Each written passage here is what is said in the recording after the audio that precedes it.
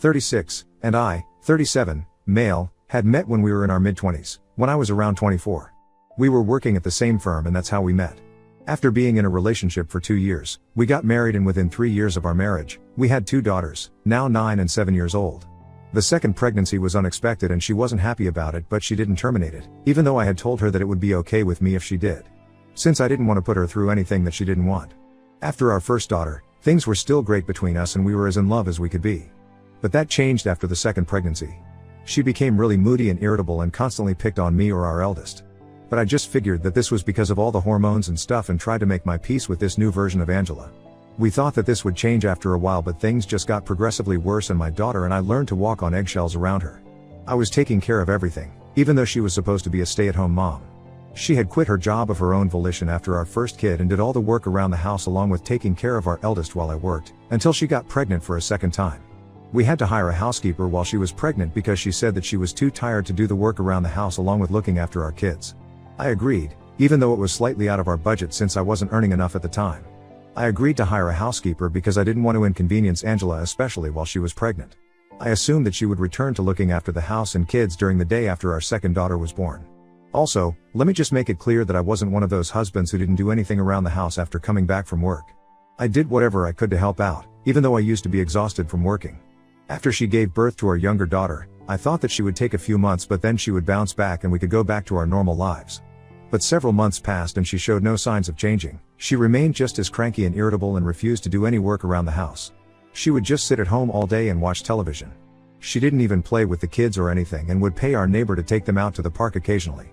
I don't mean to sound resentful, but I did feel that way because I was slogging at work, day and night. And she wouldn't even do the bare minimum at home.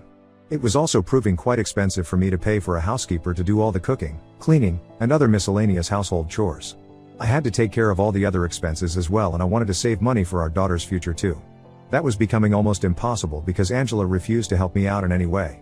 So after almost 6 months since our younger daughter's birth, I decided that we couldn't go on like this and I had to talk to Angela. I knew that this was going to be a difficult discussion, so I asked my parents to watch our daughters for one day and they agreed. That day, I sat Angela down and I told her that I knew she was tired after 2 pregnancies but I needed her to help me out here and work with me. I explained to her that having a housekeeper was becoming too expensive for us and I needed her to honor her word and go back to doing at least some of the household chores, so we could renegotiate and lower the housekeeper's salary and save some money. She was opposed to the idea and said no to it instantly because she said that she was too busy watching the kids do any of the work around the house and that I should start earning more instead of making up excuses and blaming her for my financial condition. I tried to tell her that I was doing my best already, but she had to do her best as well if we wanted to make this marriage work. I also brought up how she wasn't really looking after the kids. Because as far as I knew, she would just let them watch television with her and they would sit with her for hours while she watched tacky reality TV. This is what the housekeeper had once mentioned to me conversationally. I soon realized that bringing that up was a huge mistake because she flared up and accused me of spying on her through the housekeeper. She went on a tirade against me after that and said that she was not going to stand this anymore, that she was done being pushed around by me and being forced to do all the work while I did nothing except sit at a desk for a few hours every day. She then told me that this was my fault, that I couldn't afford to have a housekeeper and that it was a shame that I had to beg her to help me out since I was supposed to be the man of the house. It was all really illogical and she was just grasping at straws to somehow make it seem like there was nothing wrong with her not doing anything all day. And I was the crazy one for expecting her to actually contribute and pull her weight around the house. We ended up getting into a massive fight and she called me a loser who couldn't afford to be with a woman like her anyway. And I retaliated by calling her a lazy cow who had already failed at being a good mother, given how scared our eldest daughter was of her, and now she was failing at being a wife as well. That remark really got to her and she shoved me really hard. I lost my balance and fell back on the coffee table very hard, shattering the glass and hurting myself. I had to be rushed to the ER and she kept apologizing to me and crying throughout. Luckily it was just my back that was hurt and it was all just surface level injuries, but I could have seriously hurt myself and I didn't trust Angela anymore. I told her that she had to move out because I didn't trust her around kids since there was no telling when she might lose her temper around them and end up hurting them as well. I told my parents to take care of our daughters until Angela was there, and for a week, she kept protesting and said that she would never let this happen again, but I just didn't trust her anymore. I almost filed for a divorce, but she begged me to give her a chance, and by the end of the week, we had come to the conclusion that she was going to go live with her parents for some time and undergo therapy. Only when she had been given a clean chit by a medical professional would I allow her to move back in with us. There was obviously something very wrong with her because happy people don't act that way, but she was willing to work on it and get better. I also didn't want my daughters to grow up without their mother, so I agreed not to get divorced just then and give our marriage a second shot. We were also getting marriage counseling while we were living separately, but eventually, it all turned out to be useless because she ended up cheating on me. My parents had moved in with me to help out with my daughters while Angela was living with her parents. We went to marriage counseling sessions weekly and things seemed to be getting better for a while. I was also in touch with her therapist, who told me that she had been suffering from postpartum depression, but she was getting better. One of her symptoms had been intense anger issues, which she didn't have before. But it got way out of control when she shoved me, and that was a wake-up call for both of us. This went on for almost a year, and around the 6-month mark, I even allowed her to visit our daughters under my supervision. She was slowly becoming her old self again, and I was glad to see that. It finally felt like our situation was improving and we could actually make it work. But then all of a sudden, she stopped coming to our counseling sessions without any explanation. She also stopped responding to me, but I knew that she was making progress since her therapist kept me updated. It didn't make sense to me, and for weeks, I kept trying to talk to her, but she would just blow me off and say that she wanted some time to herself. Finally, after almost 3 months of her avoiding me, I decided to pay her a visit to her parents' place. I hadn't done that earlier because her parents didn't like me and blamed me because they believed that I was the one who had driven their daughter crazy and made her act out like that. So she had told me that it would be better if I didn't visit her while she was living with them, since that would just lead to a lot of drama, and that's definitely the last thing that we needed. But I broke that rule and visited them anyway, since she had been acting distant and blowing off counseling sessions. Even when she would show up occasionally, she would seem uninterested, and I just couldn't make sense of it. When I tried to talk to her in person, on the phone, or even on text, she would tell me that it was all fine. But I could make out from her behavior that there was certainly something that she was hiding from me. The day that I showed up at her parents' house, I expected her to be at home, but she wasn't there. When I asked her parents where she was, they told me that they weren't allowed to tell me and slammed the door shut on my face. I could tell that they were enjoying this, and I had a bad feeling about it, so I decided to call Angela while standing in front of her parents' house. I tried calling her several times, but she didn't pick up, and I was getting more and more paranoid by the second, so I decided to sneak around the house and somehow get inside by myself. I went around to the backyard because I knew that her parents usually kept the kitchen door open, but I didn't even need to go that far because I spotted Angela sitting on the swing that her parents had in their backyard. The bad news was that she was sitting with her back to me because he was making out with a man that I didn't recognize. It's been a long time since I saw them, but it's imprinted in my brain. Because it was the most horrible moment of my life, and I haven't been able to forget it even today. The guy that she was making out with drew back as soon as he saw me, and by the time Angela turned around, I had already started walking back to my car. She caught up with me and tried to stop me, but I wasn't hearing anything that she was saying because I was in shock. She tried to grab me, but I shook her off and told her not to touch me, so she didn't, and I went back to my car and started driving back home. I blocked her everywhere as soon as I got home so she wouldn't have a chance to explain, and told my parents that I wanted them to look for a lawyer for me and informed them of what I had just witnessed when I visited Angela's parents' house. I didn't see her or hear from her until we had to meet with the court-appointed mediator for our divorce settlement. I had pretty much turned into a robot by that point and was just functioning for the sake of my daughters, but I had completely shut down emotionally. I didn't feel anything even when I found out that Angela was terminating her parental rights because she had made up her mind that she didn't want to be with us anymore. That she wanted to be with the guy, let's call him Sean, that I saw her with the other day. He was her childhood friend, and while they had grown apart after high school ended, they had reconnected when she moved back in with her parents, and she had apparently fallen in love with him. Her parents also supported this, which is probably why they had been right about her making out with him in their backyard despite being a married woman with 2 kids. Apparently, they had always wanted her to end up with Sean, and they were happy that Angela was finally choosing herself and her own happiness, as if she had ever been capable of doing anything other than that. The divorce was a long process because even though she had been cheating on me, she still wanted to qualify for alimony. It took us a while, but my lawyer and I fought hard and made sure that she didn't get anything in the divorce because it was all rightfully mine, since I had been the one paying for everything for so long while she did nothing but watch television at home. It has been 5 years since the divorce finally came through, and we succeeded in our goal to make sure that she walked away with nothing. The months in which I was dealing with the divorce were some of the hardest times for me, but I knew that I couldn't break because I had to look after my daughters since they had nobody except for me. My parents were obviously really helpful and supportive, and I can't ever thank them enough for being there for me throughout, while I juggle work and taking care of my kids. It has been 5 years since, and even though back then, the divorce seemed like the worst thing that could possibly happen to me, I'm thankful for it now. Because I don't think I would have been in the place that I am today had it not been for my decision to leave Angela. Life has really treated me well since then, and I'm in a much better place now in every respect. We have since moved into a bigger house because I get paid better now and I don't have to spend money on anyone apart from myself and my daughters. My parents live close by and drop in from time to time as well. I have friends who love me, and my daughters are as happy as can be.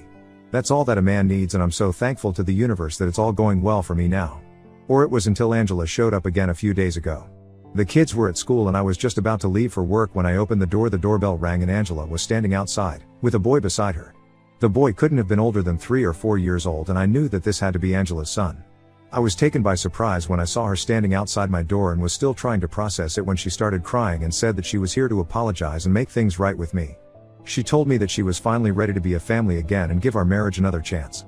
I couldn't believe that she was back here after all these years, and now, she wanted to give our marriage another chance, like it was up to her to make that decision. Within a split second, I made up my mind and decided to shut the door and turn her away because I didn't want to get into whatever this was. But before that, I told her that this was not her family anymore.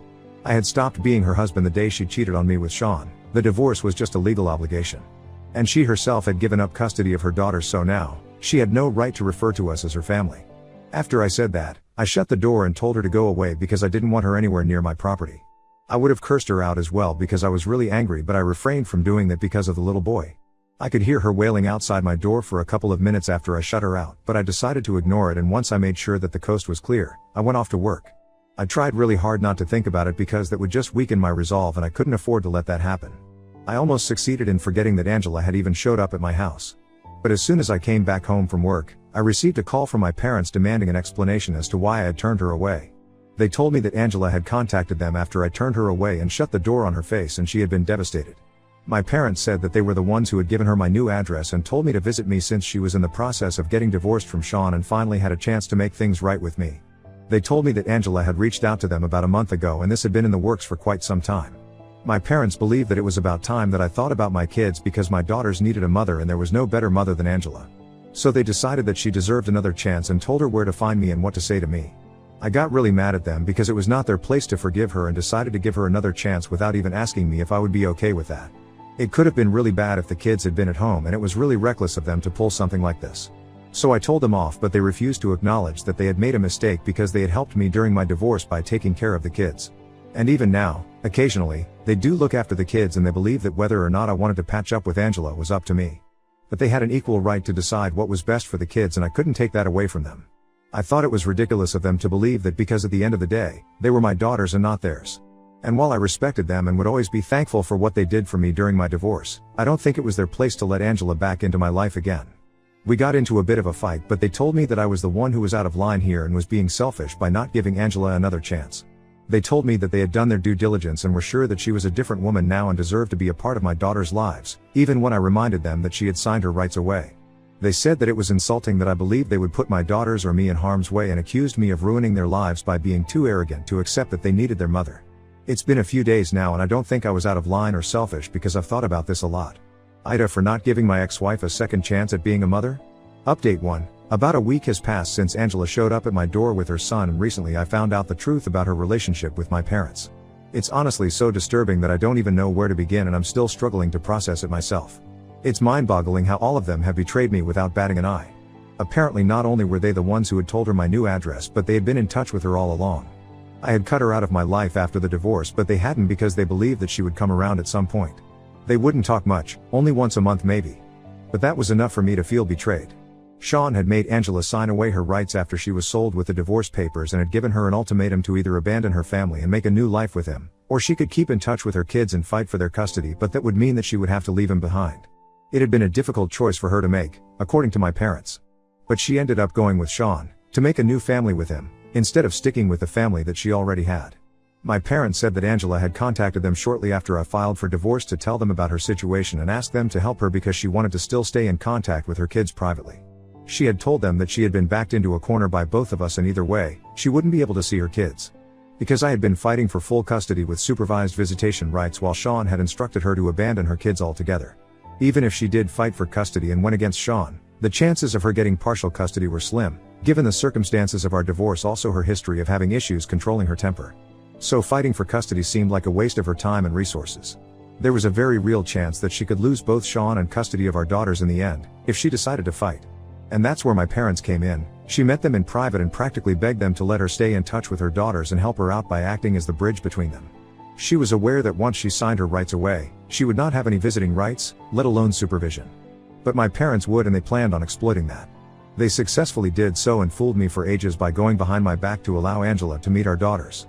And they did so because Angela's situation struck a chord with them and they realized that they couldn't, in good conscience, keep a mother apart from her kids.